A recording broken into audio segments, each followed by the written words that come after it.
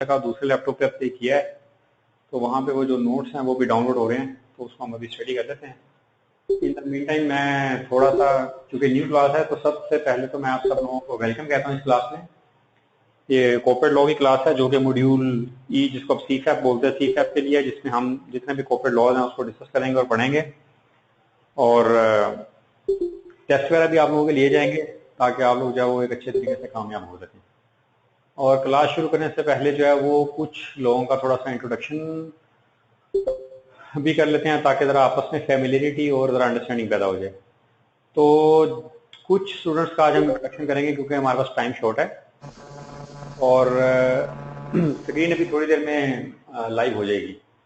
तो जो लोग भी स्टूडेंट्स अपना इंट्रोडक्शन करवाएंगे वो ऑब्वियसली अपना नाम बताएंगे, और वो ये बताएंगे कि उन्होंने जो अपना सीए इंटर किया वो कितनी अटेम्प्ट्स में उन्होंने किया पास, ताकि ज़रा थोड़ा सा पता चल जाए कि स्टूडेंट लाइक है या थोड़ा सा ज़हीन है। और उसके बाद स्टूडेंट्स से एक ये भी स्टूडेंट्स को अपने इंट्रोडक्शन में बता देना चाहिए कि उनकी ज़िंदगी में कोई ऐसा वाक़या जो कि वो आज तक भूल ना पाए हों। तो उस तरह का जब वो वाक़या सुनाएंगे तो ज़रा आपस में जो अंडरस्टैंडिंग और कोऑर्डिनेशन है वो ज़रा अच्छे तरीके से पैदा हो जाएगी। तो सबसे पहले बेहतर है कि वॉलंटियर आएंगे जी, हम अपना इंट्रोडक्शन करवाना चाहते हैं। तो कौन अपना इंट्रोडक्शन करवाना चाहता है, मैं उसका फिर माइक ऑन कर देता हूँ, तो वो जो मैंने पैटर्न बताया उसके ऊपर वो अपना इंट्रोडक्शन करवाएगा।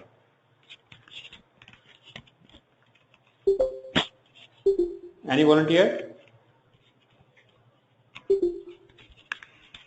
ओके जी, आफ्ताब वहीद जो है वो वॉलंटियर किया उन्होंने अपना इंट्रोडक्शन करवाने के लिए। तो इनका जो है मैं माइक ऑन करता हूँ, आफ्ताब वहीद का। आफ्ताब वहीद, आपको आवाज आ रही है? आफ्ताब वहीद, आपको बोलना पड़ेगा, आप टाइप नहीं करना पड़ेगा आपको। जी जी, आपकी आवाज आ रही है, थोड़ा माइक करीब करके बोलना आफ्ताब। ये पीछे जो आफ्ताब पखा चल रहा है पीछे, पखा जरा प्लीज बंद कर दो यार, इसकी बहुत आवाज आ रही है।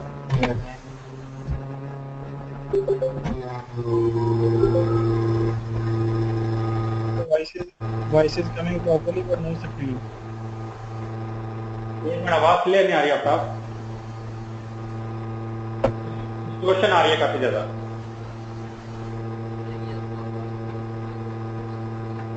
मुफ्ती का माइक ऑन है क्या, आफ्ताब का mic on? Mufti Raza, Yes, sir. Mohammad Mohsin Raza, आपको आवाज आ रही है? Yes, sir. Voice is coming but screen is not coming. Okay, screen will be shared very shortly, can you please share the Thank you, sir. screen and please introduce yourself, Mr. Mohammad Mohsin Raza. Yes, sir. Introduce yourself, tell us about yourself, where are you doing your articles?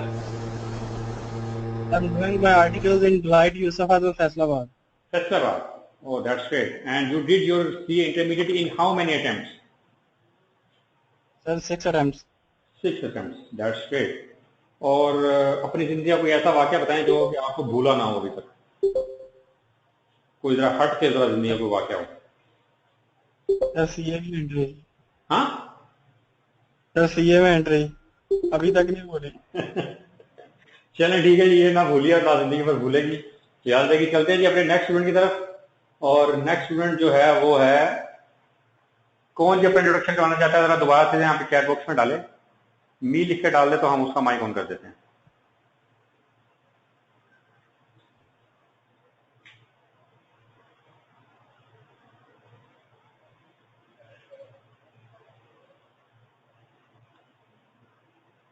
Any other student?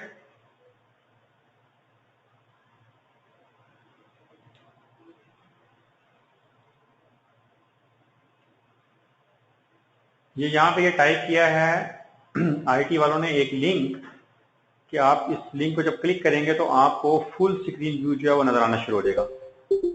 तो जिन लोगों को screen अपनी small नजर आ रही है वो इस link को क्लिक करें, तो उनको उनकी स्क्रीन जो है वो बड़ी हो जाएगी, फुल स्क्रीन व्यू नजर आना शुरू हो जाएगा। तो आप इसको लिंक करके अपना मसला हल कर सकते हैं।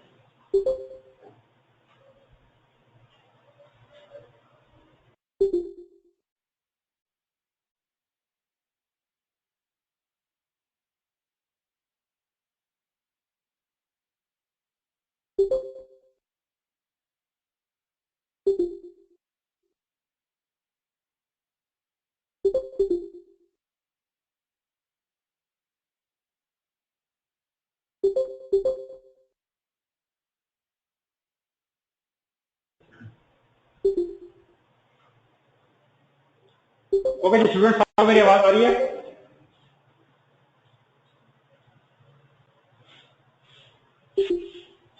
जाहिद,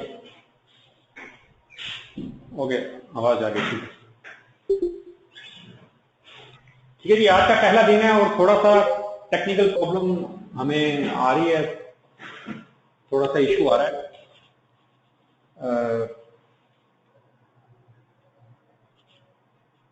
तो आहिस्ता आहिस्ता ये इशू के साथ सब लोग जरा फैमिलियर हो जाएंगे और ये बाद में जो मसले मसाइल हैं सारे के सारे हल हो जाएंगे। स्क्रीन मैंने ओपन कर दिया, अभी थोड़ी देर में आप लोगों को स्क्रीन नजर आनी शुरू हो जाएगी। तो स्क्रीन अगर आप लोगों को अब नजर आ रही है जिसके ऊपर लिखा हुआ है आर्टिकल्स ऑफ एसोसिएशन, तो इसका मतलब है काम सेट है। ओके जी, तो स्टूडेंट्स कहें कि स्टूडेंट ने अभी अपना इंट्रोडक्शन करवाया है, तो चूंकि टाइम शॉर्ट है तो क्लास को अब लेके चलते हैं आगे और आहिस्ता आहिस्ता हम अपने स्टूडेंट्स का जो इंट्रोडक्शन है वो साथ साथ करते रहेंगे।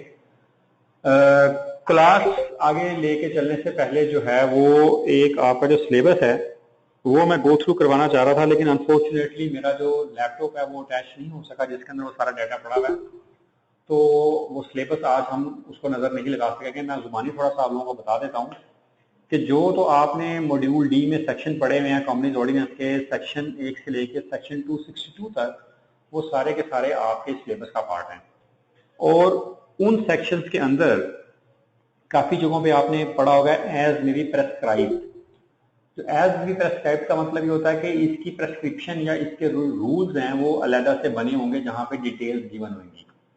तो वो 9 या 10 किस्म के जो रूल्स हैं जो कि पर्टेन करते हैं उन्हीं सेक्शन से, सेक्शन 1 से लेकर सेक्शन 262 तक, वो सारे के सारे रूल्स जो हैं वो आपके सिलेबस का पार्ट हैं, जिसके अंदर ई वोटिंग के रेगुलेशंस हैं, variation in share holder rights हैं, सिंगल मेंबर कंपनीज के रूल्स हैं, प्रोविडेंट फंड में जो इन्वेस्टमेंट करनी होती है उसके रूल्स हैं। तो इस तरह के वहाँ पे रूल्स आ रहे हैं जिनको हम स्टडी करेंगे। और ये जो हम यहाँ पे कोर्स पढ़ाएंगे सारे का सारा, ये जो अपकमिंग दिसंबर अटेम्प्ट है उसके लिए हम यहाँ पे पढ़ा रहे हैं, और जो कि जून 2017 की अटेम्प्ट के लिए भी इसको यूज किया जा सकता है। एक आप सब लोगों को पता होगा कि कंपनीज ऑर्डिनेंस 1984 जो है वो रिपील हो रहा है, और जो कंपनीज ऑर्डिनेंस की जगह पे फिर आ जाएगा कंपनीज एक्ट 2016। वो जो रिपील हो रहा है और जो नया एक्ट आ रहा है वो बेसिकली कंपनी को चलाने और उसके हवाले से वही उसके अंदर प्रोविजन जो कि कंपनीज ऑर्डिनेंस में, बहरहाल उसके अंदर कुछ चेंजेस हैं। तो जब वो ऑर्डिनेंस या एक्ट आएगा उसके बाद से फिर आपका सिलेबस चेंज हो जाएगा। तो जब सिलेबस चेंज होगा तो फिर आपको थोड़ी सी जो चेंज प्रोविजन है वो पढ़नी पड़ेगी। हाउएवर दिसंबर अटेम्प्ट के लिए क्लियर कट कंपनीज ऑर्डिनेंस ही आपके सिलेबस में है और आपको उसी से तैयारी करनी है।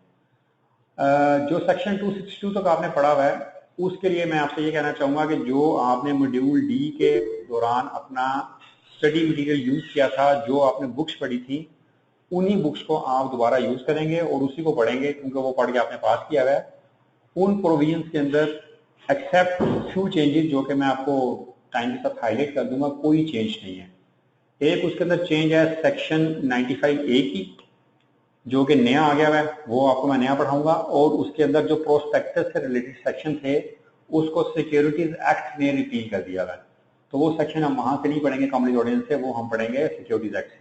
बाकी सारे का सारा जो सिलेबस है वो आपने वही पढ़ना है जो आपने मॉड्यूल डी में पढ़ा हुआ था। जो आपके नोट्स हैं जो कुछ है वही आप रिवाइज कर लें, उसके अंदर कोई चेंज नहीं है। और इसके बाद ये कंपनी ऑर्डिनेंस का जो हमने सेक्शन 262 तक पढ़ा है वो उसके रूल्स ये आपके सेक्शन ए के सिलेबस के हिस्से में आ रहे हैं। उसके बाद फिर अगला उन्होंने आपके सिलेबस में जो चीजें डाली हुई हैं वो काफी सारी डाली हुई हैं स्टॉक मार्केट के हवाले से, कि लिस्टिंग रेगुलेशन क्या हैं, कोड ऑफ कॉर्पोरेट गवर्नेंस क्या है, substantial acquisition of voting shares हैं वो क्या है, मुदारबा क्या होता है, एसेट मैनेजमेंट कंपनी या म्यूचुअल फंड जो है वो क्या होते हैं, एनबीएफसी क्या हैं, उसके बारे में जितने भी लॉज हैं और रूल्स हैं वो काफी सारे उन्होंने उसके अंदर डाले हुए हैं। तो ये एक मिल मिला के काफी अच्छा खुला डुला किस्म का जो सिलेबस है वो बन जाता है। तो ये इसलिए आपको डे 1 से जो है अपनी स्टडी को कंटिन्यू करना पड़ेगा। अगर आप सही मानों में पास होना चाहते हैं। और अगर आपने इसको लाइटली लिया तो दूसरे सब्जेक्ट की तरह ये भी निकल जाएगा, तो ये यहाँ पे लॉ के अंदर ऐसा नहीं है। तो यहाँ पे आपको ज़रा थोड़ा सा टाइम ज़्यादा एलोकेट करना पड़ेगा।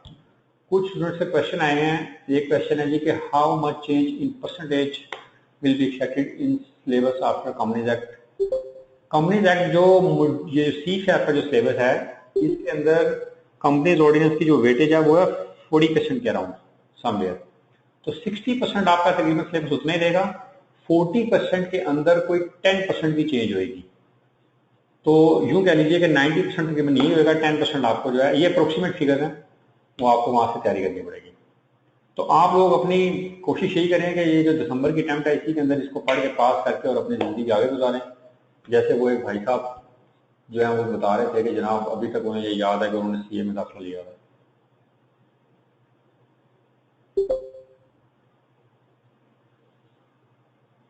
मोहम्मद मोहसिन रजा ये कह रहे हैं कि please open chat view to everyone, I can't see any other fellows chat.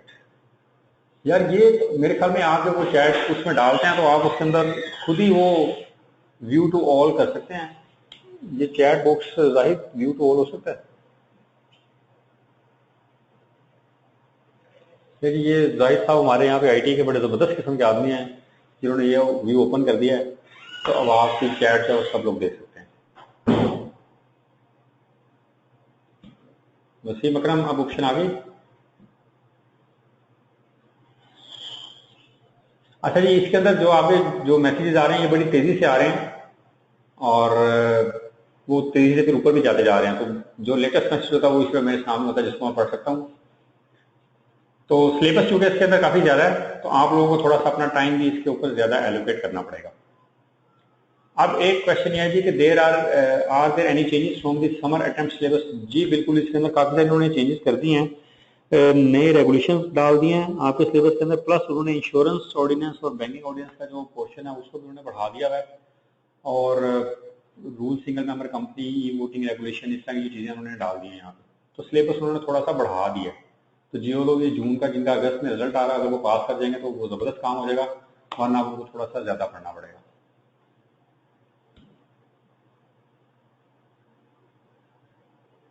जी, जिनकी जून 17-18 सब में अटेम्प्ट है, वो ये जो हम पढ़ेंगे यहाँ पे जितने भी रेगुलेशन है, ये रेगुलेशन चेंज नहीं होंगे। चेंज सिर्फ होगा कंपनीज ऑर्डिनेंस। तो कंपनीज ऑर्डिनेंस तो आप इस क्लास में हम इतना ज्यादा उसको जो सेक्शन 2 सेक्शन 2 तक टच नहीं करेंगे, क्योंकि वो आपने अपने मॉड्यूल डी वाले में से पढ़ना है।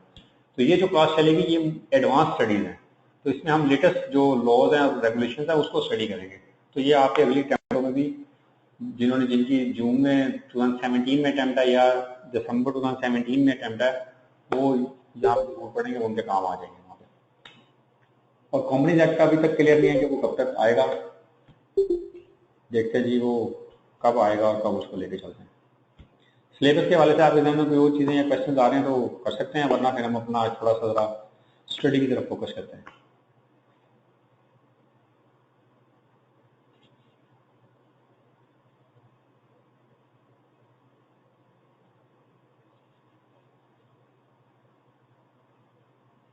वेरी गुड, देखिए चलते हैं हम अपने आज के टॉपिक की तरफ।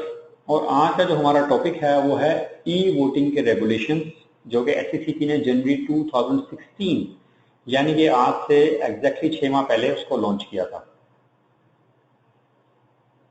ठीक है जी, तो उसको अब हम आज देखते हैं कि हम उसको कैसे लेके चलेंगे।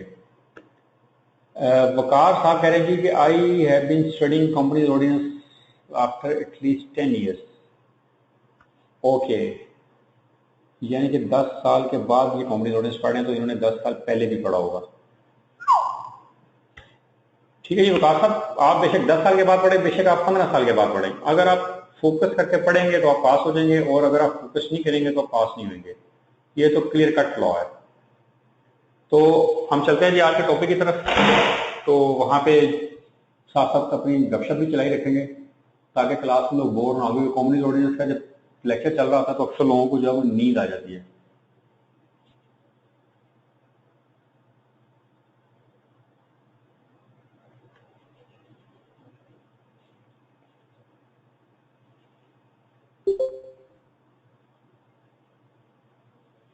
अच्छा जी, एक है जी इरफान, मिस्टर इरफान हुसैन, वो कह रहे हैं जी how you help us in study section 1 से 262 सेक्शन।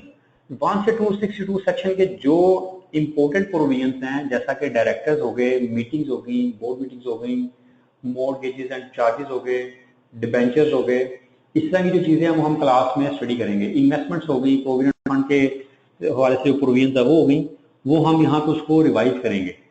और उसके अलावा जो नॉर्मल क्लॉजेज हैं, जैसे कंपनी कैसे इनकॉर्पोरेट होती है, मेमोरेंडम ऑफ एसोसिएशन क्या होता है, इस तरह की चीज़ों को आप खुद भी पढ़ सकते हैं। रजिस्टर्ड ऑफिस कितने दिनों में रखना चाहिए, तो वो आप पढ़ लीजिएगा। अगर उसमें कोई क्वेश्चन आया तो आप इसी भी टाइम पे अपना क्वेश्चन पूछ सकते हैं, वो हम उसको एड्रेस कर लेंगे, उसमें कोई इशू नहीं है। हम उसका कोई टेस्ट भी रख सकते हैं कि उसका हम किसी टेस्ट लेंगे, आप टेस्ट की प्रिपरेशन करें, उसमें अपीयर हो जाए। तो over today's topic is e voting regulations.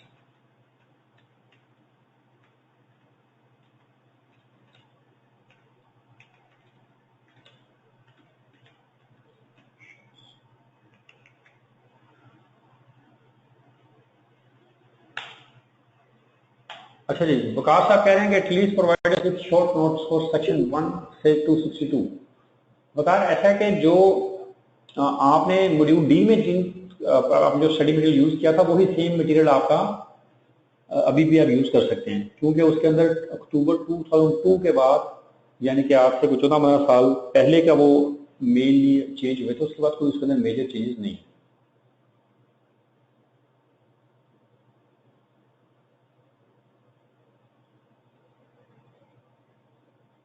Irfan Hussain, this one topic you have to study himself. यार ये उर्दू में लिखे हैं जो आप कहना चाह रहे हैं, बात की समझ नहीं आई।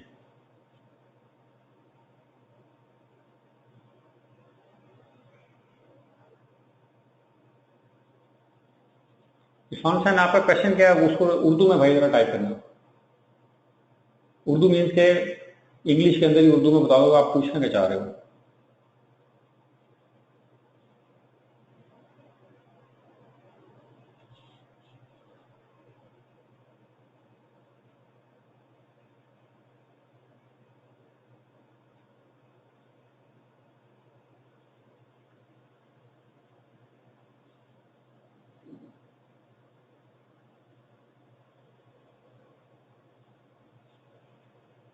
इरफान हुसैन, जो आप लोगों ने मॉड्यूल डी में वो किया था पास, उस वक्त आपने कहाँ से पढ़ा था?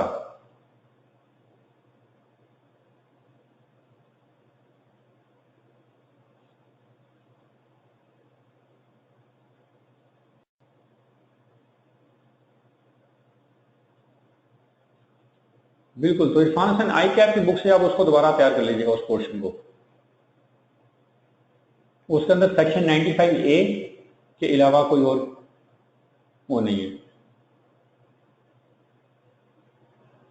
ओके, आज हमारी क्लास का पहला दिन है, तो ये जो आपके जो इश्यूज हैं थोड़े से, ये हम साथ साथ लेके चलते रहेंगे और उसके ऊपर मैं आपको गाइडेंस प्रोवाइड कर दूंगा। वो भी इतना बड़ा प्रॉब्लम नहीं है। और अगर आप ये समझते हैं कि जी फलाने जैसे अक्सर लोग मुझे कहते हैं जी मॉर्गेज एंड चार्जेस की समझ नहीं आती, तो आप जरा उसको हमें पढ़ा दें क्लास में। तो इस तरह अगर किसी भी टॉपिक या किसी भी स्टूडेंट को समझ नहीं आती है, तो हम उसको अलग क्लास करके उसको पढ़ाया जा सकता है।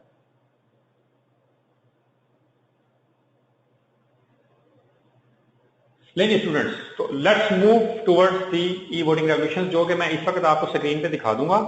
और ये वो जो पैक की टीम है वो आप लोगों को यहाँ पे भिजवा देगी। वोटिंग की तरफ हम चलते हैं, तो आप लोगों को ये पता होगा कि जब भी हमारी कोई जनरल मीटिंग कॉल की जाती है, तो उसके अंदर किसी भी किस्म का डिसीजन करना हो, तो सबसे पहले डिसीजन किया जाता है शो ऑफ हैंड से। फॉर एग्जाम्पल, अगर आपकी कंपनी है और आपके चेयरमैन साहब ये फैसला करना चाहते हैं कि हम किस बिजनेस में जाएं, हम गाड़ियों का बिजनेस करें या मोटर बाइक का बिजनेस करें, तो वो लोगों से अगर पूछेंगे कि हम गाड़ियों का बिजनेस करें, तो लोग अपना हाथ खड़ा करेंगे।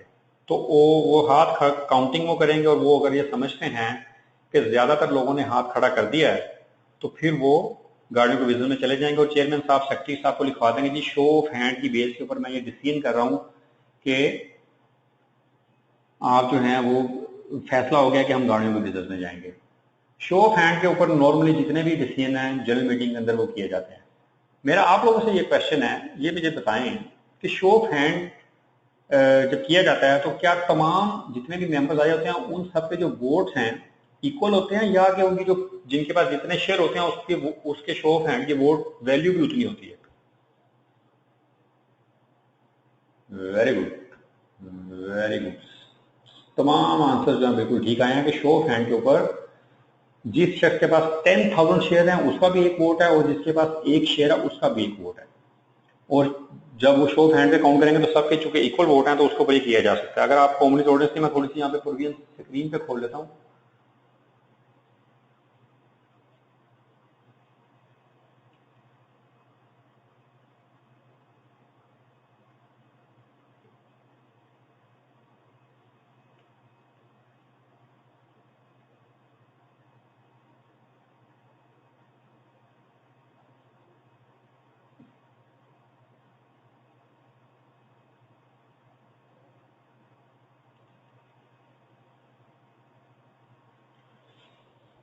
अच्छा, जब शो ऑफ हैंड के ऊपर चेयरमैन के पास ये पावर होती है कि वो ये फैसला करते हैं कि जी शो ऑफ हैंड की बेस के ऊपर मैं ये डिसीजन करता हूँ कि ये रेजोल्यूशन कैरी हो रही है, कैरी नहीं हो रही।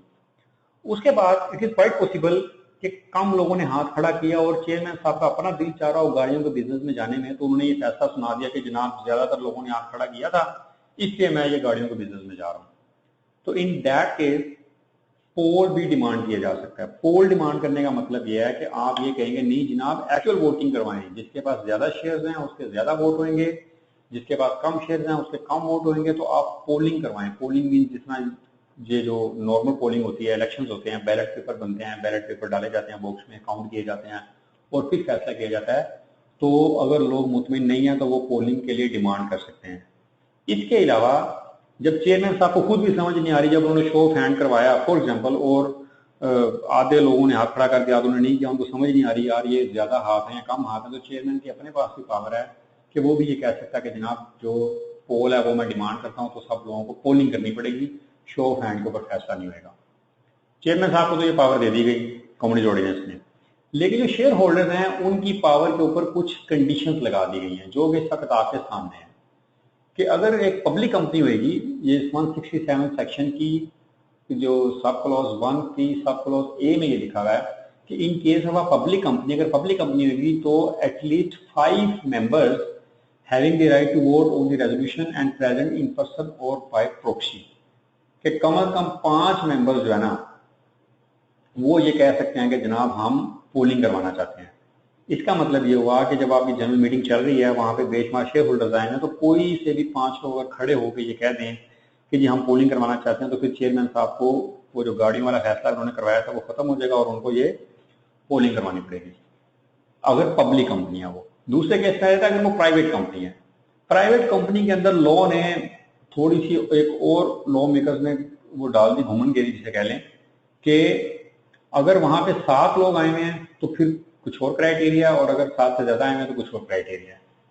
तो अगर 7 लोग आए हों प्राइवेट कंपनी की मीटिंग में तो 1 मेंबर जो है ना, कोई एक बंदा भी खड़े होकर ये कह सकते हैं कि ये पोलिंग करवाएं, ये शो ऑफ हैंड पे फैसला आप अपनी मर्जी का कर रहे हैं, मुझे कबूल नहीं। तो एक बंदा कह सकता है। अगर 7 से ज्यादा लोग आए हुए हैं तो फिर वहां पे कम से कम 2 लोग खड़े होकर ये कहेंगे कि जी हम पोलिंग करवाना चाहते हैं, तो फिर पोलिंग होगी। उसके बाद सी क्लॉज में जहां पर अब वो कंपनी भूल गया कि वो कंपनी लिमिटेड है या पब्लिक है या प्राइवेट है व्हाटएवर, उसने कहा कोई भी कंपनी का अगर 1/10 वोटिंग पावर हो किसी के पास, यानी कि सादा जुबान में 10% शेयर होल्डर का अगर वो है, तो वो अकेला बंदा ही, भले वो लिस्टेड कंपनी हो भले पब्लिक हो, वो अकेला बंदा ये डिमांड कर सकता है कि आप जनाब पोलिंग करवाएं, शो ऑफ हैंड के ऊपर फैसला हमें कबूल नहीं है। तो 10% शेयर होल्डर के पास ये पावर है कि वो डिमांड कर सकता है।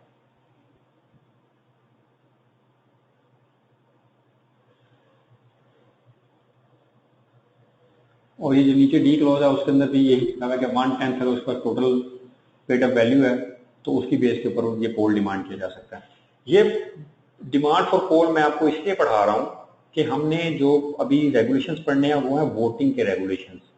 तो वोटिंग के लिए जो कंपनीज ऑर्डिनेंस के प्रोविजंस हैं वो हमें पता होनी चाहिए, तो फिर वो जो ई वोटिंग के रेगुलेशंस हैं वो हमें क्लियर हो जाएंगे। जो ई वोटिंग के रेगुलेशंस हैं वो मैं आपके सामने खोल लेता हूँ। वो जी ये हैं, ये 22 जनवरी 2016 को SEC ने इशू किए हैं और इन रेगुलेशंस के अंदर ये चीज बताई गई है कि ये लिस्टेड कंपनी के ऊपर एप्लीकेबल है और ई वोटिंग अगर करनी हो तो किस किस तरीके से की जाएगी। और ई वोटिंग से आप सब लोगों को अंडरस्टैंडिंग आ गई होगी इलेक्ट्रॉनिक वोटिंग, यानी कि अपने घर में बैठ के अगर आपकी किसी कंपनी के शेयर हैं तो आप अपना वोट कास्ट कर सकते हैं, मीटिंग के अंदर जाने की जरूरत नहीं है। अच्छा जी, इस वोटिंग रेवोल्यूशन के अंदर सबसे पहले जो यहाँ पे डेफिनेशन आ रही हैं, ये जो है ऊपर नहीं जा रहा, एक मिनट आपको होल्ड करना पड़ेगा इसके, उसको मैं ऊपर कैसे लेके जाऊँ। हाँ, आप जाना शुरू हो गए।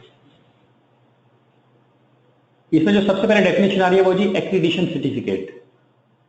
एक्रीडिशन सर्टिफिकेट ऐसा सर्टिफिकेट है जो कि ग्रांट किया जाएगा इलेक्ट्रॉनिक सर्टिफिकेशन एक्रीडिशन काउंसिल। ये एक काउंसिल है जो कि under the electronic transaction ordinance के अंडर बनी हुई है। जिस तरह इनकम टैक्स ऑर्डिनेंस आया तो उसने कहा ये एफबीआर डिपार्टमेंट होगा, सिक्योरिटीज एक्ट आया, सिक्योरिटी एक्सचेंज ऑर्डिनेंस आया तो उसने कहा जी एसईसीपी एक डिपार्टमेंट होगा। इसी तरह जब ये एक्ट आया या ऑर्डिनेंस आया तो इसने कहा जी एक हमारी काउंसिल होगी जो कि जिसका नाम है इलेक्ट्रॉनिक सर्टिफिकेशन एक्रीडिशन काउंसिल। ये काउंसिल उन्होंने बनाई। हाउएवर इस काउंसिल का जो वेबसाइट है वो भी खुलती नहीं है, अगर उसको खोलना चाहें वो चल नहीं रही है, हालांकि ये आप लोग के ई ट्रांजेक्शन से रिलेटेड है। तो वो सर्टिफिकेट इशू करती है डिफरेंट किस्म के ऑर्गेनाइजेशन को कि वो आगे से डिजिटल सर्टिफिकेट इशू कर सकें। आप लोगों में से शायद लोगों ने नाम सुना हो निफ्ट का। निफ्ट जो है वो बेसिकली डिजिटल सर्टिफिकेट इशू करती है और जितनी भी एसईसीपी की ई फाइलिंग होती है वो डिजिटल सर्टिफिकेट के बगैर नहीं हो सकती। निफ्ट NIFT, ठीक है। पाकिस्तान में इस वक्त सिर्फ एक कंपनी है जो कि डिजिटल सर्टिफिकेट इशू करती है और उसका नाम है निफ्ट। बिल्कुल समी कुरैशी ने उसका एब्रीविएशन का वो भी लिख दिया कि national institute for financial transaction. ये एसईसीपी की जितनी भी ऑनलाइन फाइलिंग है, फॉर्म ए फाइल करना है, फॉर्म 29 फाइल करना है, फॉर्म 10 फाइल करना है, मतलब बेशमार्क में जो फॉर्म्स हैं वो फाइल नहीं हो सकते जब तक कि आपकी कंपनी ने निफ्ट से डिजिटल सर्टिफिकेट ना लिया हो। तो ये जो नेशनल यहाँ पे ये काउंसिल का नाम लिखा हुआ है, इसने अभी तक सिर्फ एक ही कंपनी यानी कि निफ्ट को सिर्फ ये सर्टिफिकेट दिया है कि जनाब आप डिजिटल सर्टिफिकेट इशू कर सकते हैं। उसके अलावा अभी तक इसने किसी और को डिजिटल सर्टिफिकेट इशू करने की अथॉरिटी अभी तक नहीं दी। तो ये डेफिनेशन इसलिए आपको पढ़ाना जरूरी था। डेफिनेशन के बाद जब हम नीचे चलते हैं, ये बाकी सारी की सारी जो डेफिनेशन है ये आपको पढ़ने से समझ आ जाएंगे। इसके अंदर कोई ऐसा रॉकेट साइंस टाइप चीज नहीं है।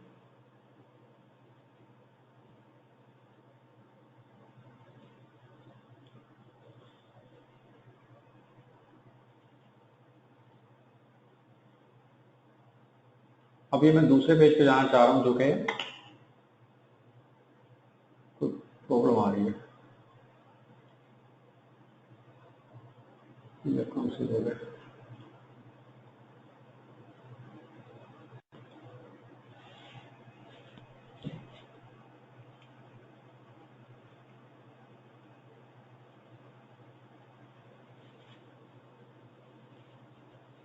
अच्छा जी, एक इंटरमीडियरी की डेफिनेशन के बारे में उन्होंने कहा जी इसके बारे में बता दें। Intermediary means an intermediary as defined in section 2 of the ET ordinance, जो कि ये जो ई वोटिंग के रेगुलेशंस होंगे यहाँ पे हमने कंपनी जो है वो डायरेक्टली जो है ई वोटिंग नहीं करवा सकती, उसको अपना एक कोई इंटरमीडियरी जो है वो अपॉइंट करना पड़ेगा जो भी ये सारी की सारी ई वोटिंग को लेके चलेगा। इसको हम आगे जाके देख लेते हैं ये इंटरमीडियरी के हवाले से जो रूल नंबर 4 रेगुलेशन नंबर 4 है वहां पे चीजें आ रही हैं। और इसमें जो कोरम की डेफिनेशन आने जी, कोरम का मतलब वही है जो कि हमने डिफाइन किया है section 160 of the ordinance present at the place of the meeting. Quorum आप लोगों ने भी पढ़ा होगा, मुझे बता सकता है कि जनरल मीटिंग का कोरम क्या होता है?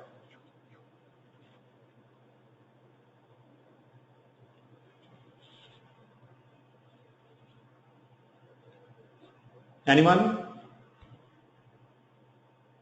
कोरम लिस्टेड कंपनी में उन्होंने कहा जी कि 10 मेंबर्स होने चाहिए। बिल्कुल ठीक है। क्या उनके पास कोई शेयर होल्डिंग का भी थ्रेशोल्ड है या सिर्फ नंबर के थ्रेशोल्ड है?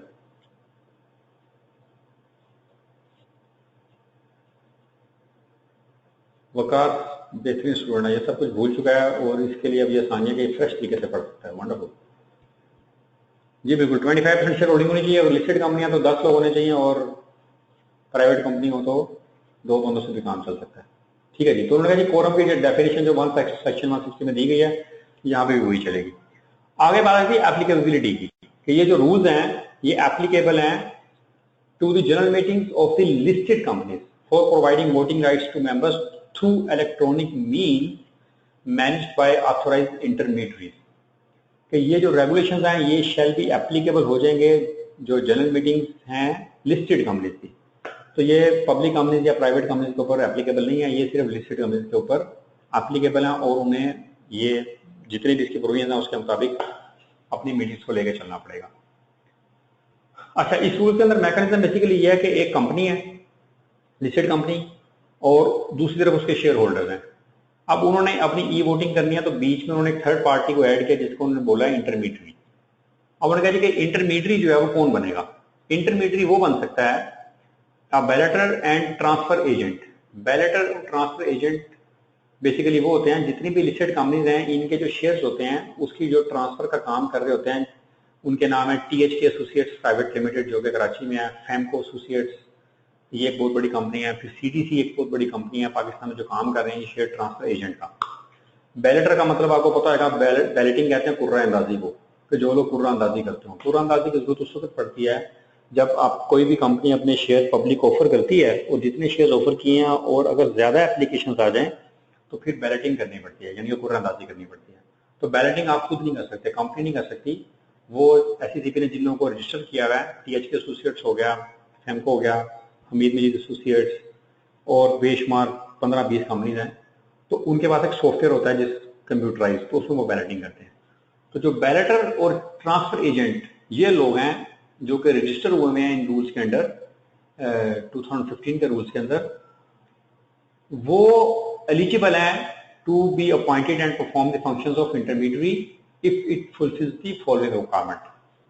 जहांगीर कुरैशी को डिस्टॉर्शन आ रही है, अब्बास तौफीक को भी आनी शुरू हो गई है। ओके, मैं IT वाले को बुलाता हूं।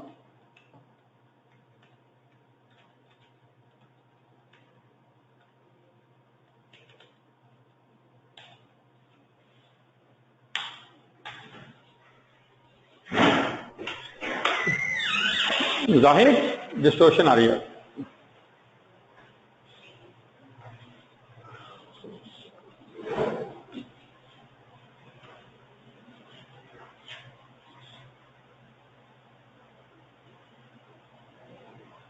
जाहिर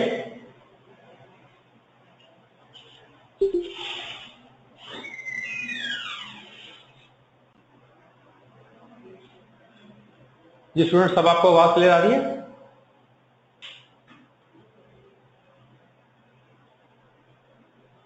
ओके, डिस्टॉर्शन खत्म हो गई, वेल है, ठीक हो गई।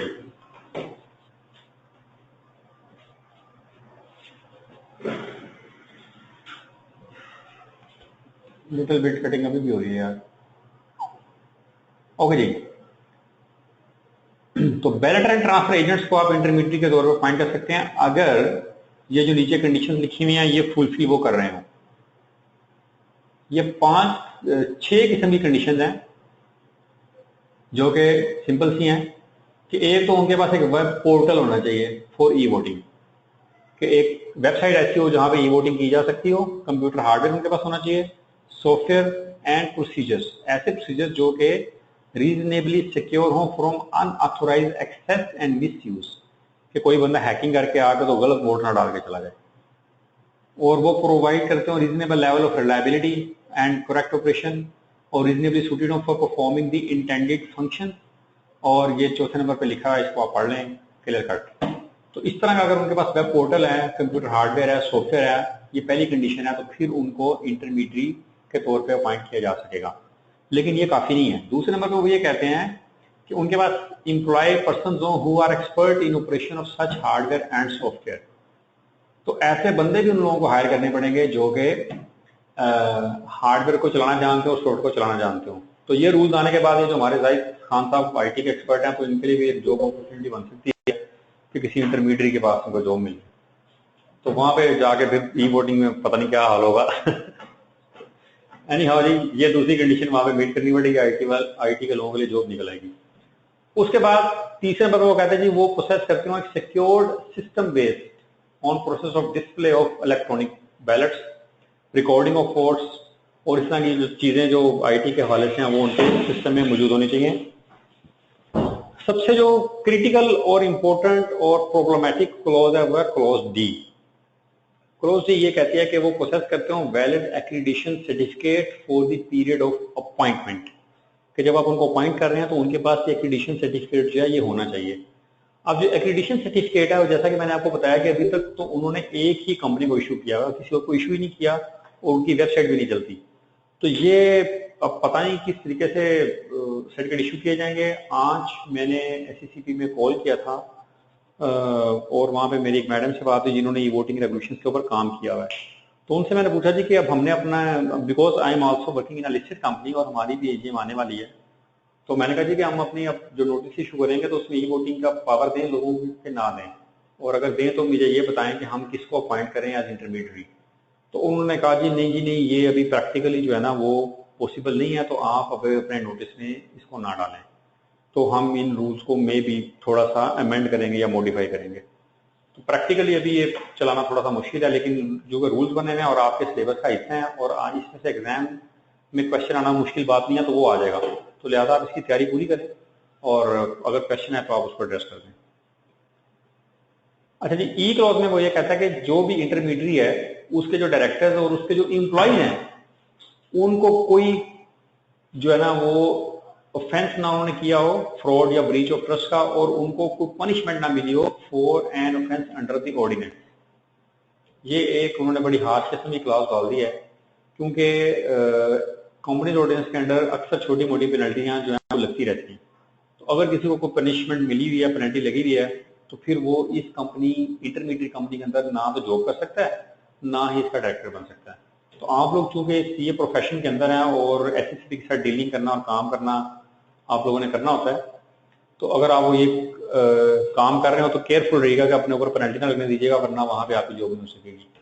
ट्रस्ट मीन्स व्हाट हेयर, ये क्वेश्चन है जी कि ट्रस्ट का क्या मतलब है। ट्रस्ट का मतलब ये है कि अगर आपने जब कोई भी किसी भी कंपनी के ऊपर डायरेक्टर्स होते हैं तो उन डायरेक्टर्स के ऊपर एक फिजिशियरी रिस्पॉन्सिबिलिटी होती है कि लोग उनके ऊपर ट्रस्ट कर रहे होते हैं, और अगर कोई वो ऐसा काम कर दे जिसमें उनका ट्रस्ट ब्रीच हो जाए, यानी कि वो कोई 2 नंबर काम कर जाए, कमीशन ले ले, रिश्वत ले ले, और इस तरह की अगर वो हरकतें डायरेक्टर कर रहा है तो वो बेसिकली अपने शेयर होल्डर का जो ट्रस्ट है वो ब्रीच कर रहा है। और कंपनी नोटिस में यह है कि जिस शख्स ने भी वो किया हो लैकिंग फिजिशियरी बिहेवियर हो, उसके ऊपर ये कन्विक्शन हो चुकी हो, तो वो इवन कंपनी का डायरेक्टर भी नहीं बन सकता। अगर आप वो थोड़ा सा रिकॉल करें कि कौन लोग इन एलिजिबल हैं टू बिकम अ डायरेक्टर, तो यहाँ पे उसकी बात हो रही है। और आखिरी क्लॉज उन्होंने ये डाल दिया, it is not an associated company और अंडरटेकिंग, यानी कि एक लिस्टेड कंपनी है तो उसकी अगर कोई एसोसिएटेड कंपनी जो शेयर बैलेटर एंड ट्रांसफर का काम कर रही है तो वो कंपनी उस लिस्टेड कंपनी की इंटरमीडियरी नहीं बन सकती। ये उन्होंने उसमें से निकाल दिया। तो ये एलिजिबिलिटी रिक्वायरमेंट थी इंटरमीडियरी बनने के लिए। तो अगर आप लोग कोई बिजनेस शुरू करना चाहते हैं या कोई आपके ऐसे कोई जाने वाले दोस्त जो आजकल जॉबलेस हैं और उनको कोई काम नहीं मिला, तो आप उनको ये बता सकते हैं यार एक ये नया काम आया है तो तुम ये करना चाहते हो तो ये इसकी प्रोविजंस हैं, ये पढ़ लो और अपनी कंपनी बनाओ और जिंदगी सुकून से गुजारो, अच्छा खासा काम आ जाएगा। हाउएवर आप थर्ड नंबर जो नीचे आखिरी क्लॉज नजर आ रही है ये उसको जरूर बता दीजिएगा कि 100 कंपनी से ज्यादा का जो है ना इंटरमीडिएट वो पॉइंट नहीं हो सकेगा। ठीक है, तो वो 100 कंपनी का काम कर सकता है, अगर उसने ये कारोबार करना है उससे ज्यादा का वो पॉइंट नहीं कर सकेगा। तो उसको ताकि पता चल जाए कि मेरी इसमें कितना बिजनेस आ सकता है। 2 नंबर क्लॉज में ये लिखा हुआ है कि इंटरमीडिएट को अपॉइंट करने की जो पावर है वो बोर्ड के पास है, वो शेयर होल्डर्स के पास नहीं है। जो कॉर्पोरेट सेक्टर के अंदर पावर की हायरार्की चलती हैं वो चलती हैं चीफ एग्जीक्यूटिव, फिर बोर्ड ऑफ डायरेक्टर, फिर शेयर होल्डर्स के ऊपर एससीसीपी और एससीसीपी के ऊपर कोर्ट। ये बेसिकली पावर की हायरार्की है। तो यहाँ पे बोर्ड के पास पावर आ गया कि उन्होंने एलिजिबल जो इंटरमीडिएट है उसको अपॉइंट करना है। अमीर का क्वेश्चन है जी कि not associated company of the company applying for e voting. जी देखें, ई वोटिंग करवानी है किसी भी लिस्टेड कंपनी ने, और कब करवानी है? जब उसकी जनरल मीटिंग आएगी। तो एक लिस्टेड कंपनी है और उसने अपनी जनरल मीटिंग में ई वोटिंग करवानी है, तो ई वोटिंग के लिए वो इंटरमीडियरी उसने अपॉइंट करना है, तो वो अपनी अगर एसोसिएट कंपनी को इंटरमीडियरी अपॉइंट नहीं कर सकती। अमीर, आपका क्वेश्चन क्लियर हुआ कि नहीं?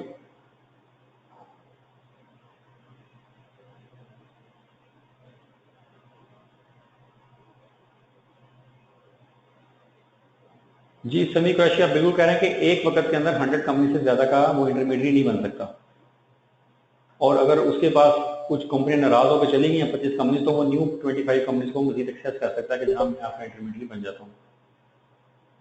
सब्सिडरी जो है वो ऑलरेडी चूंकि एसोसिएट कंपनी की डेफिनेशन में फॉल कर जाती है भाई वकार भाई, all subsidiaries companies are your associate companies, तो वो भी नहीं बन सकती।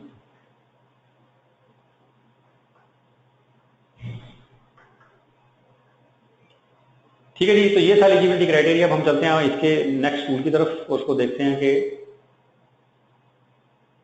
इसको कैसे करना है। फैसल बिलाल जो होल्डिंग कंपनी होती है वो भी एसोसिएट कंपनी ही होती है।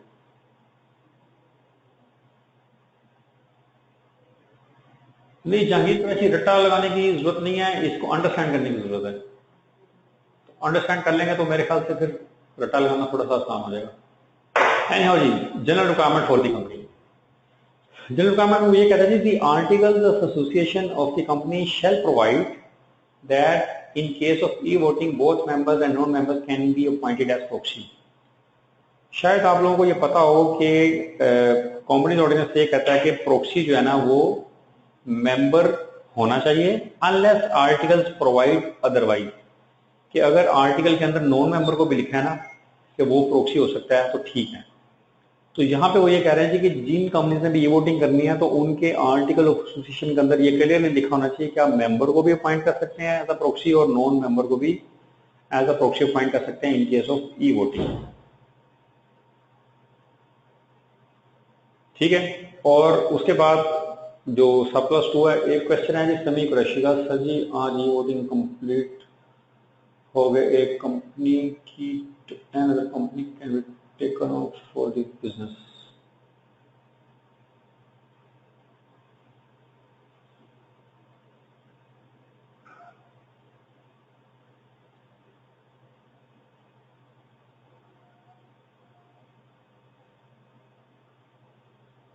समी क्रैशी मेरे ख्याल से ये कहना चाह रहे हैं कि अगर किसी फॉर एग्जाम्पल 100 कंपनीज का वो था ई इंटरमीडियरी जिनकी सितंबर के अंदर थी मीटिंग, तो सितंबर के अंदर वो उनका बना रहा इंटरमीडियरी, फिर उसके बाद आ गया अगला महीना अक्टूबर का, और अक्टूबर के अंदर भी 100 कंपनी थी, तो क्या वो अगले महीने उन 100 कंपनीज का इंटरमीडियरी बन सकता है या नहीं बन सकता?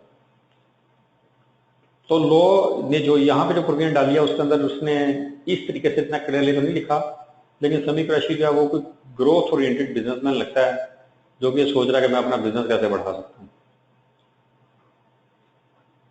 हाँ जी, असल में ये बेसिकली जब आपका बोर्ड जो उनको अपॉइंट करेगा इंटरमीडियरी को, तो उसमें एक अपॉइंटमेंट का पीरियड होगा कि उसने उनको कब तक के लिए अपॉइंट किया है।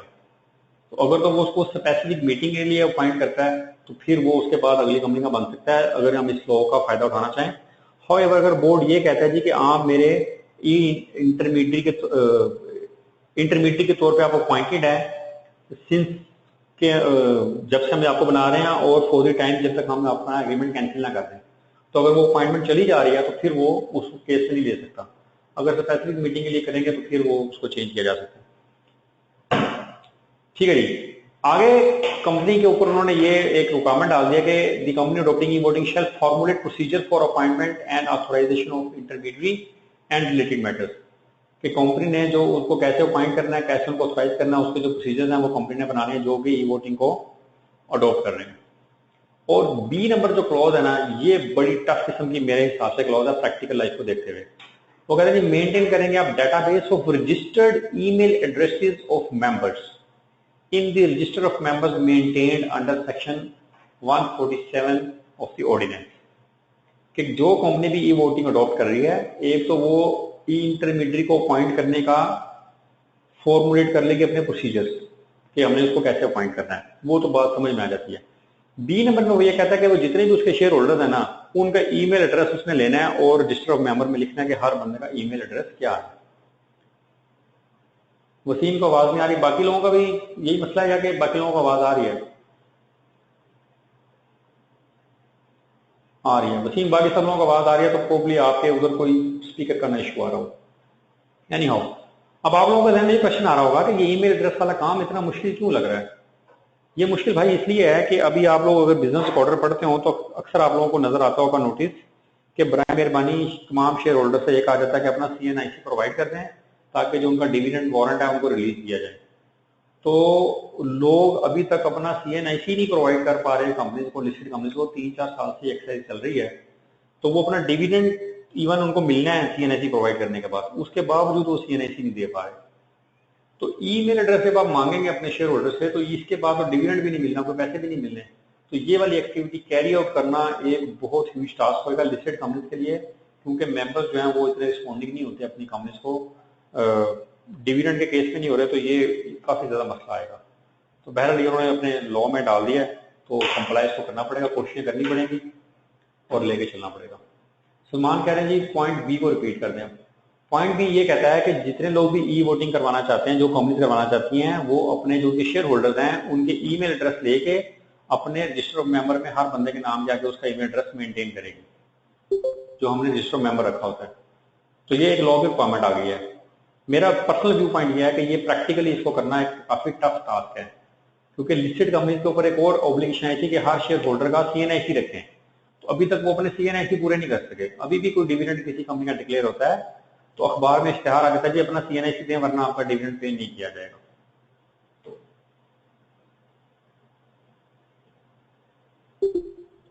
ठीक है जी, उसके बाद हम चलते हैं अपने अगले क्लॉज की तरफ जो कि रिलेट करती है नोटिस ऑफ जनरल मीटिंग। कि जब आप जनरल मीटिंग का नोटिस इशू करेंगे तो ई वोटिंग के हवाले से आपने उसके अंदर क्लियरली स्पेसिफाई कर देना है कि members can also exercise their right to vote through e voting, कि आप उनको ई वोटिंग का राइट दे देंगे। मैंने ऐसे ये पूछा कि हम अपने NOC जो हम अपना एजेंट का नोटिस बना रहे हैं उसमें ये डालें या ना डालें, तो उन्होंने हमें मना कर दिया पर्सनल बेसिस के ऊपर कि भी आप ये ना करें, क्योंकि अभी तक कोई ई इंटरमीडियरी है ही नहीं जिसको हम अपॉइंट करें ई वोटिंग के लिए। तो अगर मेंबर्स ने हमें कह दिया जी आप ई वोटिंग करवाएं तो हमारे लिए मसला बन जाएगा। तो लेकिन ये रूल के अंदर लिखा हुआ है कि आपने अपने नोटिस के अंदर ये डालना है कि आप ई वोटिंग के थ्रू अपना राइट एक्सरसाइज कर सकते हैं, और उस नोटिस को आपने अपनी वेबसाइट के ऊपर भी प्लेस कर देना है। ये लॉ की रिक्वायरमेंट है। और इंटरेस्टिंग ये है कि जो मेंबर भी ई वोटिंग करना चाहते हैं उन्होंने कम्युनिकेट करना है कंपनी को मीटिंग से 10 दिन पहले कि जनाब हम ई वोटिंग करना चाहते हैं। ठीक है, जब वो 10 दिन पहले कंपनी को बताएंगे तो उसके बाद फिर कंपनी ये फैसला करेगी कि जनाब ई वोटिंग करवाई जाए या ना करवाई जाए। इसके अंदर ये जो क्लॉज 3 है, इसके अंदर अगर आप ये पढ़ें, यहाँ पे डिमांड ऑफ पोल लिखा हुआ है। ठीक है, तो 10 दिन पहले वो लोग डिमांड फॉर पोल कर रहे होंगे, जिसका मतलब ये हुआ कि जो भी कंपनी ई वोटिंग के अंदर चली गई है और अगर उसके शेयर होल्डर ई वोटिंग करना चाहते हैं तो शो ऑफ हैंड का जो वोटिंग का तरीकाकार था वो खत्म हो जाएगा। आप सारे का सारा काम चल जाएगा पोलिंग के ऊपर, तो उनको फिर पोलिंग करवानी पड़ेगी। अच्छा, आप डिमांड फॉर पोल के भी थोड़ी देर पहले हमने प्रोविजंस पढ़ी थी कि कम से कम 5 लोग अगर कहेंगे इन केस ऑफ पब्लिक कंपनी और या 10% शेयर होल्डर, अगर वो कहेगा तो फिर पोलिंग होगी। अगर एक लिस्टेड कंपनी है उसने ये नोटिस निकाला था कि हम ई वोटिंग करवा सकते हैं और उसको अगर रिक्वेस्ट आती है 4 लोगों से जिनके पास 10% शेयर होल्डिंग नहीं है, तो कंपनी उनको ये बता देगी कि आपका जो डिमांड फॉर पोल का क्राइटेरिया वही पूरा नहीं हुआ। या उसको 2 लोग ऐसे लिख देते हैं जिनके पास 8% शेयर होल्डिंग है, 10% वाला क्राइटेरिया पूरा नहीं होता, तो इन दैट केस भी जो है वो ई वोटिंग नहीं करवाई जा सकेगी। यहां तक आप लोगों को समझ आ रही है? Faisal Bilal, very good.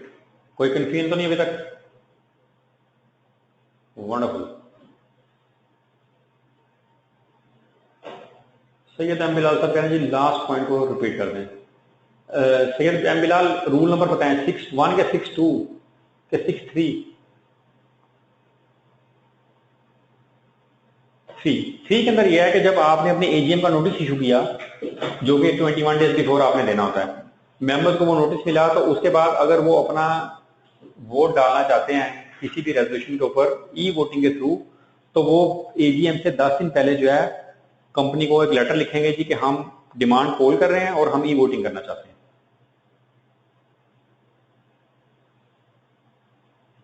ठीक है, और अगर वो ये ई वोटिंग करना चाहते हैं तो फिर वो कंपनी देखेगी कि डिमांड फॉर पोल का जो क्राइटेरिया हमने पढ़ा है कि 5 लोग या 10% शेयर होल्डिंग, वो अगर मीट हो रहा तो फिर कंपनी को ई वोटिंग करवानी पड़ेगी।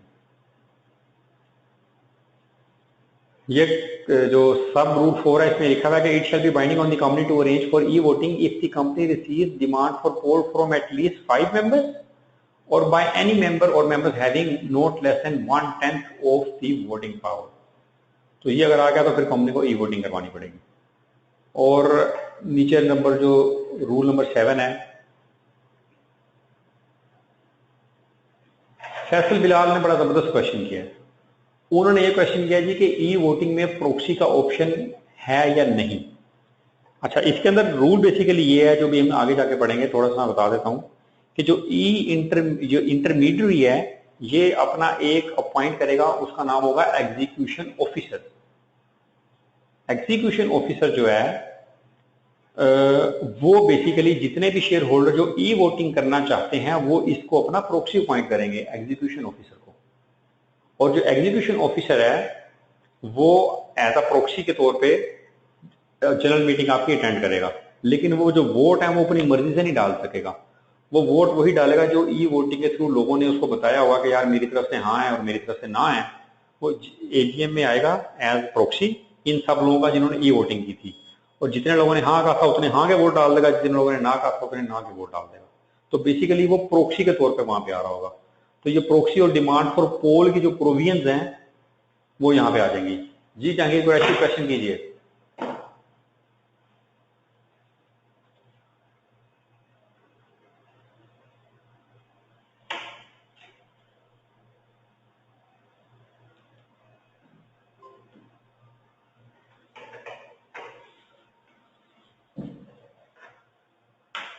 जी सलमान, एग्जीक्यूशन ऑफिसर की गोल्डन जॉब है, अगर मिल जाए तो बड़ी अच्छी बात है। 1 मिनट होल्ड कीजिएगा। जाहिर वो बैटरी डाउन हो गया है।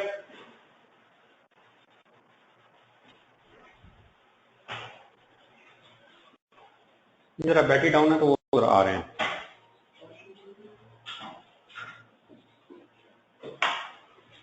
अच्छा जी, जहांगीर कुरैशी कह रहे हैं जी कुछ इश्यूज मीटिंग में अगर न्यू हो तो प्रोक्सी के लिए प्रॉब्लम हो जाता है। तो जहांगीर कुरैशी साहब, जो भी जनरल मीटिंग होती है उसके अंदर कोई ऐसी रेजोल्यूशन पास नहीं की जा सकती जिसका जो है आपने एजेंडा पहले से शेयर होल्डर को ना बताया हो। ये आपने पढ़ा होगा अपने मॉड्यूल डी में। तो उसके अंदर वही वाले पॉइंट्स आएंगे जो जिसका आपने नोटिस इशू किया होगा। और वकार कहें जी see voting done in live session of the AGM और vote are ready casted, these are conveyed by the proxy. नहीं जी, ई वोटिंग के अंदर लाइव सेशन का कोई चक्कर नहीं है, वो भी हम आगे जाके देखते हैं। ये जो ई वोटिंग है ये जनरल मीटिंग से एक दिन पहले 5 बजे बंद हो जाएगी। तो मेरा ख्याल है थोड़ा सा आगे चलते हैं, उसके अंदर आपके सारे जो क्वेश्चन है वो एड्रेस हो जाएंगे। अच्छा जी, ये role and responsibility of intermediary के ये रिस्पॉन्सिबिलिटीज हैं। तो अगर आप खुद ये कारोबार करना चाहते हैं या अपने किसी भी दोस्त से कहना चाहते हैं कि वो इंटरमीडियरी बन जाए, तो उसको ये रिस्पॉन्सिबिलिटी जरूर बता दीजिएगा कि उसकी एक रिस्पॉन्सिबिलिटी ये है कि वो प्रोवाइड करेगा detail of execution officer to the company before issuance of notice of general meeting. कि कंपनी ने जब जनरल मीटिंग का नोटिस इशू करना है तो चूंकि उन्होंने उसके अंदर एग्जीक्यूशन ऑफिसर का नाम लिखना है कि आप इसको प्रोक्सी अपॉइंट करेंगे, तो ये इंटरमीडियरी ने इशू करने से पहले कंपनी को उसका नाम देना है। ये इसकी सबसे पहली रिस्पॉन्सिबिलिटी है। और फिर उसके बाद उसकी दूसरी रिस्पॉन्सिबिलिटी है कि उसने मेंबर्स को कम से कम 5 दिन पहले, जो आपकी एजीएम हो रही है उससे पहले उसने ये चीजें प्रोवाइड करनी है। Web address, login detail, password देना है, इलेक्ट्रॉनिक सिग्नेचर देने हैं, और जिन्होंने ई वोटिंग के लिए किया है और ये उनके जो रजिस्टर्ड ईमेल एड्रेसेस है वहां पे वो भिजवा देगा। ये उसकी रिस्पॉन्सिबिलिटी है। उसके बाद उसने पीरियड भी इंफॉर्म करना है कि किस पीरियड के दौरान आप अपने वोट डाल सकते हैं या चेंज कर सकते हैं या विड्रॉ कर सकते हैं। और उसने अपनी वेबसाइट के ऊपर जो एजेंडा आइटम्स हैं वो भी उसने अपलोड करना है। ये उसकी रिस्पॉन्सिबिलिटीज हैं। और नंबर 2 में लिखा है कि जो भी उसकी एक ये भी रिस्पॉन्सिबिलिटी है कि जो भी ई वोटिंग का रिजल्ट है उसको उसने कॉन्फिडेंशियल रखना है। वो किसी को बताना नहीं है कि जनाब इतने हाँ के वोट आए और इतने ना के वोट आए। और एग्जीक्यूशन रिपोर्ट उसने देनी है चेयरमैन को with in 3 working days of the meeting. अब यहाँ पे अक्सर स्टूडेंट के समय ये क्वेश्चन आता है जी कि अगर वो एग्जीक्यूशन रिपोर्ट मीटिंग के 3 दिन के बाद देगा तो फिर फैसला कैसे होगा जनरल मीटिंग के अंदर। तो ये उसने देनी है एग्जीक्यूशन रिपोर्ट, जो कि एक इसका फॉर्मेट आके दिया हुआ है, वो बना के साइन करके देगा। मीटिंग के अंदर वो आएगा, अपने वोट्स लेके आएगा और वो वोट अकॉर्डिंगली पोस्ट करेगा, तो मीटिंग के अंदर डिसीजन वैसे हो जाएगा। ये सिर्फ एग्जीक्यूशन रिपोर्ट की बात हो रही है।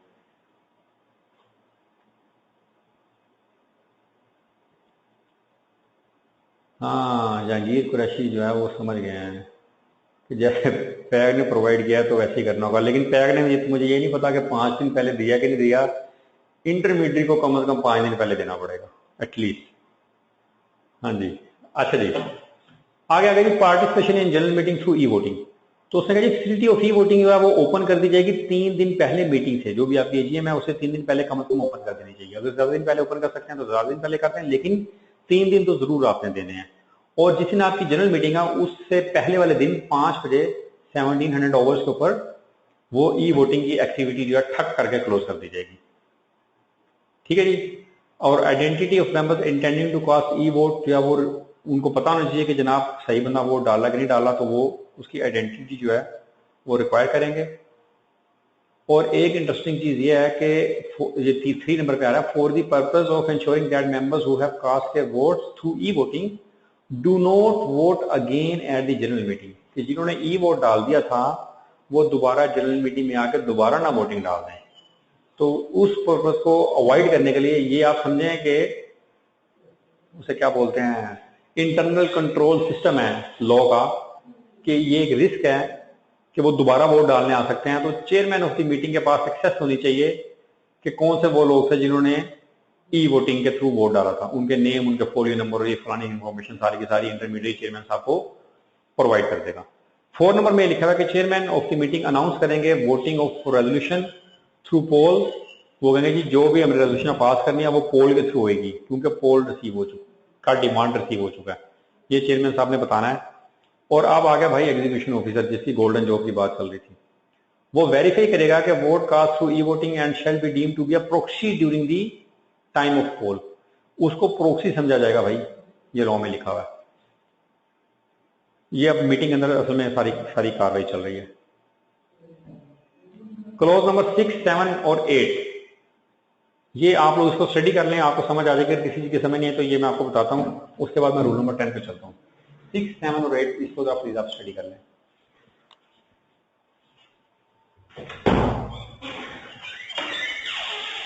जाहिद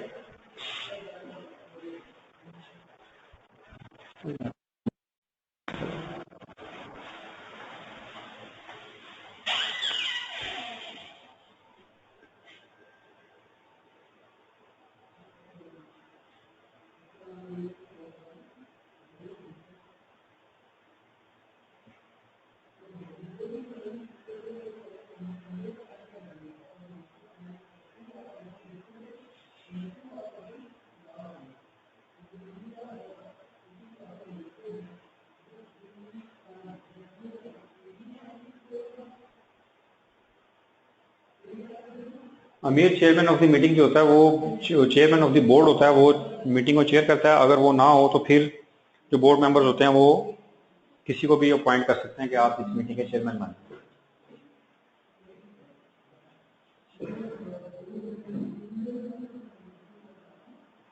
ये मुसीन ने कह दी कि ये स्क्रीन जो है वो उसको कम नजर आ रही है। जो मैं इसको देखता हूँ तो कैसे बड़ा हो सकता है। ये बड़ा मुझे थोड़ा समझ आ रहा है।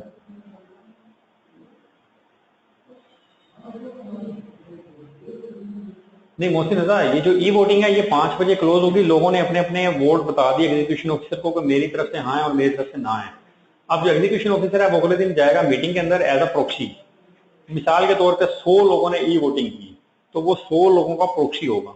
उसका जो प्रोक्सी फॉर्म है वो फिल होकर 10 दिन पहले ही कंपनी के पास आ चुका होगा कि एग्जीक्यूशन ऑफिसर जो है वो प्रोक्सी है।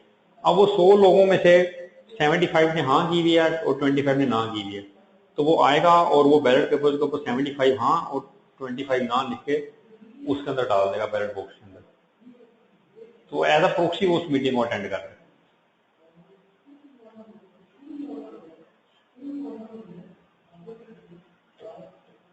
जब चेयरमैन साहब सारे बैलेट पेपर निकाल के काउंट करेंगे तो 2 बंदे वहां पे होने चाहिए जो कि कंपनी के एम्प्लॉई ना हो। तो वो किसी भी 2 शेयर होल्डर को रिक्वेस्ट कर लेगा जी आप बराए मेहरबानी जरा ऊपर स्टेज पे आ जाएं और ये वोट देख लें कि क्या इसके अंदर सूरत हाल है।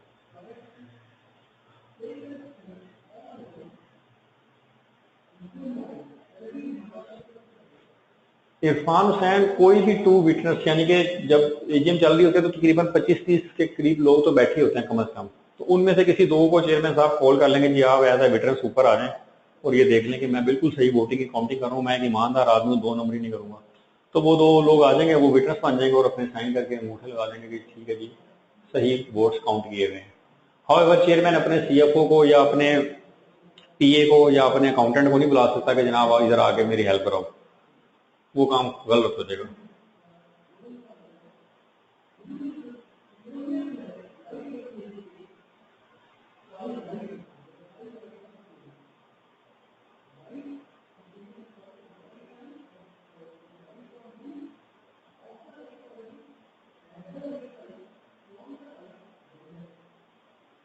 इरफान हुसैन हाँ जी शेयर होल्डर को बुला सकता है, वो वहां से 2 गार्ड को भी बुला सकता है जो खड़े हो यार आके देख लो। बेसिकली लॉ की रिक्वायरमेंट है कि एम्प्लॉय नहीं होने चाहिए, बाकी जो मर्जी हो।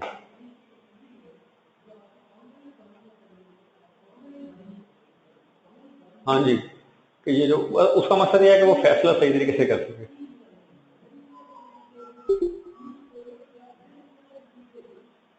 अच्छा जी आगे चलते हैं, और ये पेनल्टी की क्लॉजेज हैं कि इसमें आपको फाइन भी हो सकता है 5 लाख रुपए का अगर आप कोई गड़बड़ करते हैं, इसके अंदर कोई डिफॉल्ट करते हैं कंप्लाई में।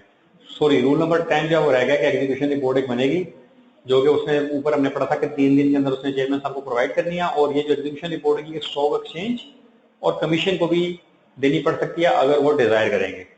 फाइल करना कंपलसरी नहीं है, अगर वो मांगेंगे तो वहां पे भी देनी पड़ सकती है। और चूंकि ये नए नए रेगुलेशन आए हैं तो एससीसीपी ने अपने पास एक पावर रखी हुई है कि वो अगर रिलैक्स करना चाहें किसी भी क्लोज को तो उसको रिलैक्स कर सकते हैं। ये थी जी प्रोविजंस। ये थोड़ा सा शेड्यूल 1 आप देख लें कि जो नोटिस ऑफ जनरल मीटिंग होएगा उसके अंदर ये जो सी क्लॉज है ना नीचे एंड पे जो आ रही है, ये एबीसी का मतलब है कि mister execution officer is appointed as execution officer. तो वो कहते हैं जिन्होंने एक्सरसाइज करना है इलेक्ट्रॉनिक वोटिंग राइट, तो ये वाला जो है ना इंफॉर्मेशन वो हमें प्रोवाइड करते हैं। और एक मैंने आपको दिखानी थी एग्जीक्यूशन, ये फॉर्म ऑफ प्रोक्सी है ई वोटिंग के लिए, वो आप लोगों को पता ही होगा, रूल्स में आप देख लें। ये है जी शेड्यूल 3 एग्जीक्यूशन रिपोर्ट जिसकी हम बात कर रहे थे। इसके अंदर ये डिटेल्स थी सारी की सारी करनी है इंटरमीडियरी ने, ये उसकी रिस्पॉन्सिबिलिटी है, वो प्रोवाइड करेगा, साइन करेगा, खफा लगाएगा, चेयरमैन साहब के हवाले कर देगा और चेयरमैन साहब से स्टॉक एक्सचेंज का एससीसीपी किसी भी टाइम पे इसको मांग सकते हैं। ये रूल जो हैं ये अपलोड मैं उनसे कहता हूँ वो कर देते हैं, अदरवाइज आप इसको वॉइस आ रही है, आप लोगों को आवाज आ रही है? ओके सब लोगों को आवाज जा रही है, एक स्टूडेंट को नहीं जा रही तो वो काइंडली अपना जरा स्पीकर को जरा थोड़ा सेट कर लें।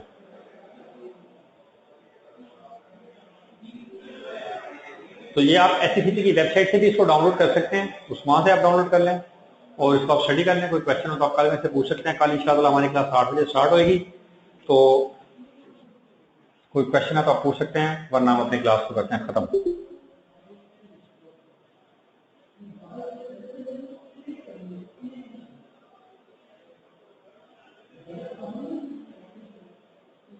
आई कैप की बुक तो सी लॉ के लिए ऑन करीब आने का कोई चांस नहीं है।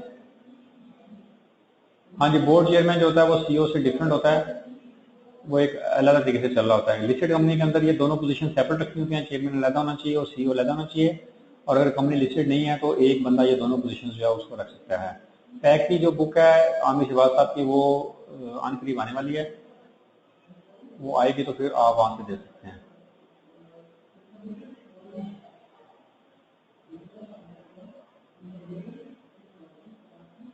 अच्छा, लेक्चर के स्टार्ट में डिस्टोर्शन की वजह से समझ नहीं आया कि जिन स्टूडेंट ने जून 2017 में अटैम्प्ट लेनी है तो क्या वो कॉमन ऑर्डिनेंस स्टडी करेंगे। कॉमन ऑर्डिनेंस और कॉमन एक्ट के अंदर जो है वो इतने ज़्यादा चेंजेस नहीं है, तो आप उसको स्टडी कर सकते हैं। हाउएवर ये जो भी हम चीज़ें लेके चल रहे हैं, ये हम इसको स्टडी करेंगे और कॉमन एक्ट का कोई जल्दी आने के चांस नहीं है, तो आप उसको पढ़ सकते हैं। तकरीबन उसी तरह से मिलती जुलती प्रोविजंस है। एनी हाउ अगर वो चेंज हो जाता है तो आपको दोबारा से देखना पड़ेगा कि चेंज कहाँ पे आई है। तो फिलहाल फोकस जो आपका होना चाहिए वो अदर देन कॉमन ऑर्डिनेंस, जिनकी जून में अटेम्प्ट है, अदर देन कॉमन ऑर्डिनेंस जो प्रोविजंस है वहां पे उसको लेके चलें। ई वोटिंग जो है वो नंबर ऑफ शेयर की बेस पे कंसिडर की जाएगी, जिसके शेयर ज्यादा होंगे उसके वोट भी ज्यादा होंगे।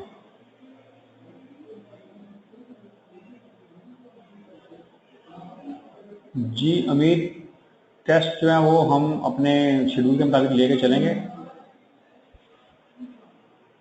और वो टेस्ट हमारे चलते रहेंगे।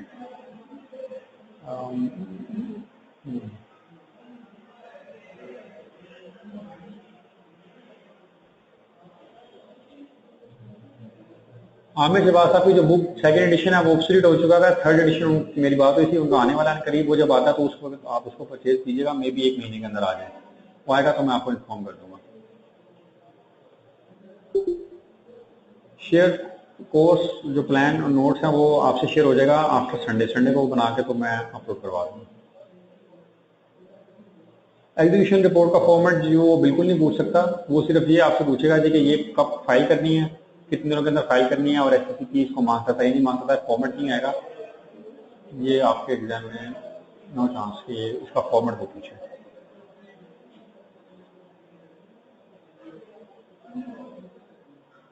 आज हमें असल में टाइम कम मिला क्योंकि शुरू में वो जो आईटी का थोड़े से इशू है जिसकी वजह से इसको नहीं हम फोकस चीज़ों को कर सके।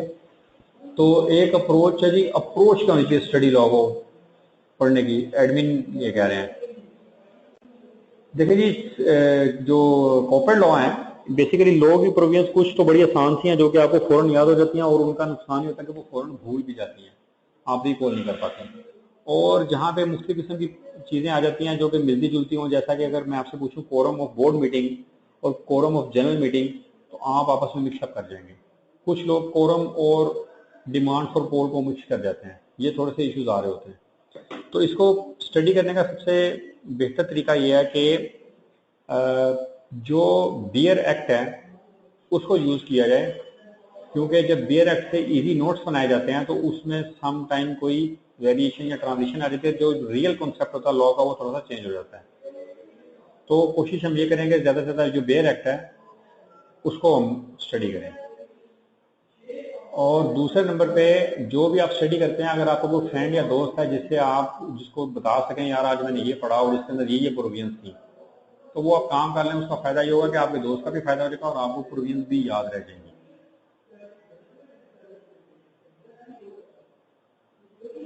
वसीम अकरम ने कहा जी कि रात को घंटा पैकेज लगा के फ्रेंड को बताया करें कि मैंने क्या पढ़ा है। बिल्कुल सही वसीम अकरम की सजेशन अच्छी है। बेयर एक्ट किस ऑथर का बेस्ट है? बेयर एक्ट तो basically bare act is bare act, उसके अंदर ऑथर तो सिर्फ उसको पब्लिशर होता है जो कि उसको पब्लिश कर देता है, ऑथर तो उसका होता ही नहीं है।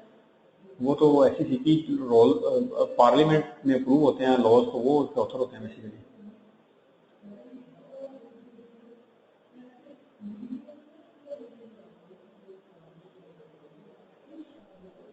आतिफ आफदी की जो बुक है वो बेसिकली रिपीट करने के लिए जब आप सारा पढ़ लें तो एक टाइम चूंकि कम होता है तो वो भी इसको अंडरस्टैंड करने के लिए आप इस्तेमाल कर सकते हैं, लेकिन वो चूंकि बहुत ही समराइज फॉर्म में है बहुत ज़्यादा, तो वो थोड़ा सा इतना कम अंडरस्टैंडिंग भी लेना जो है वो प्रॉब्लमेटिक हो सकता है। हाउएवर अंडरस्टैंडिंग वहाँ से अच्छी, जिन चीज़ों की समझ में आ रही हो तो अब जब वहाँ से पढ़ते हैं तो अंडरस्टैंडिंग क्लियर हो जाती है। हाउएवर एग्जाम पास करने के लिए थोड़ा सा ज़्यादा लिखना पड़ता है।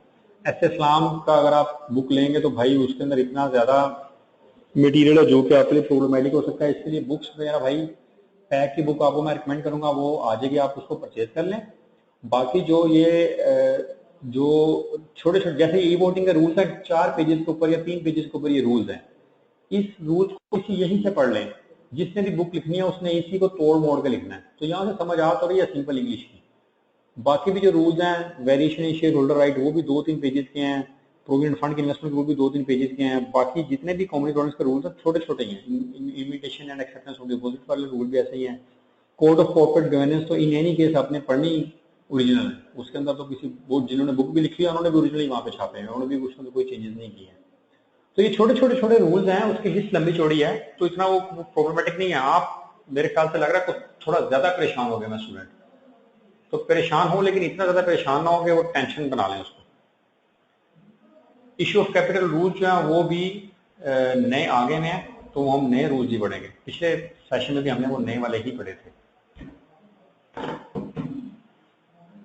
देखिए स्टूडेंट्स, आज की क्लास को खत्म करते हैं, और आप अगर कोई बाकी भी क्वेश्चन आप हमको नोट कर लें, तो कल जब हम क्लास स्टार्ट करेंगे तो आपके पहले क्वेश्चन को एड्रेस करेंगे, उसके बाद हम अपनी क्लास आगे लेके चलेंगे।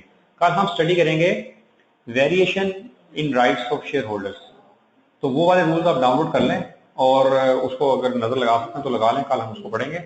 और थोड़ा सा अगर मेरा लैपटॉप चल गया तो बोर्ड मीटिंग या बोर्ड ऑफ डायरेक्टर्स के हवाले से उसको देख लेंगे।